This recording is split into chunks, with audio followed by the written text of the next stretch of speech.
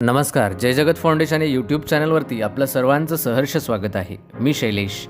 आज आपल्यासाठी घेऊन आलो आहोत 14 जानेवारीचे महत्त्व, त्याचबरोबर काही विशेष व्यक्तींचे जन्म व मृत्यू. चला तर वेळ न गमावता या व्हिडिओला आपण सुरुवात करूया. आजच्या दिवशी सर्वात महत्त्वाची घटना घडली आली आहे ती म्हणजे 1761मध्ये पानिपतची लढाई मराठा आणि अफगाण यांच्यामध्ये सुरू झालेली आहे. तर ही लढाई कधी झाली? 14 जानेवारी 1761मध्ये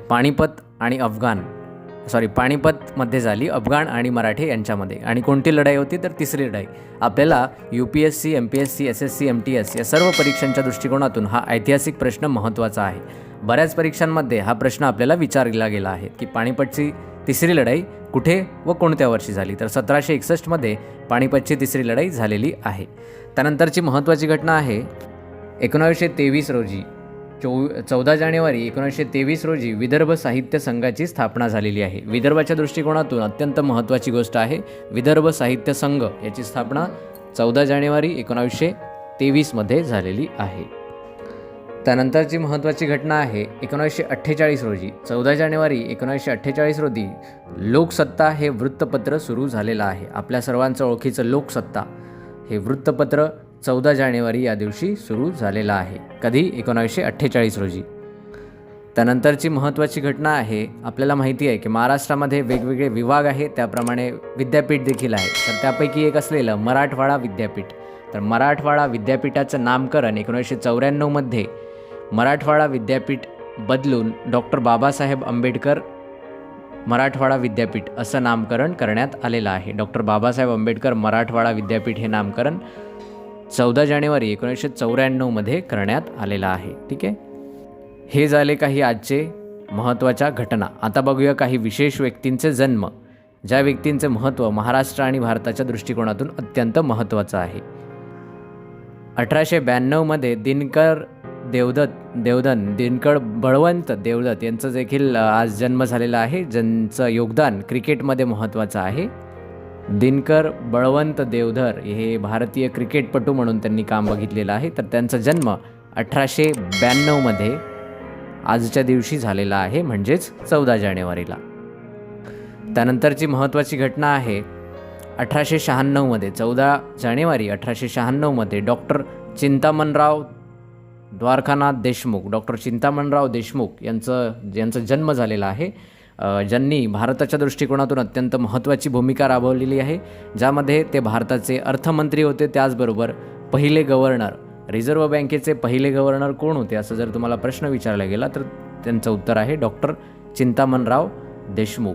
तर हा परीक्षेच्या दृष्टिकोनातून अत्यंत महत्त्वाचा प्रश्न आहे. तर त्यांचा जन्म 1896मध्ये 14 जानेवारी या दिवशी झालेला आहे. ठीक आहे. त्यानंतरची महत्त्वाची व्यक्ती आहे ज्यांचा जन्म 1923मध्ये झाला, तर त्यांचं नाव आहे चित्तरंजन कोल्हाटकर. हे एक अभिनेते म्हणून त्यांनी काम बघितलेलं आहे. तर हे झाले काही महत्त्वाचे जन्म. आता बघूया काही विशेष व्यक्तींचे निधन, ज्यांचं योगदान भारत आणि देशाच्या दृष्टिकोनातून अत्यंत महत्त्वाचं आहे. आज झालेल्या मृत्यूमध्ये महत्त्वाची व्यक्ती आहे सरसेना भाऊ सदाशिव भाऊ म्हणून त्यांचं नाव आहे. त्यांचा 1761मध्ये मृत्यू झालेला आहे.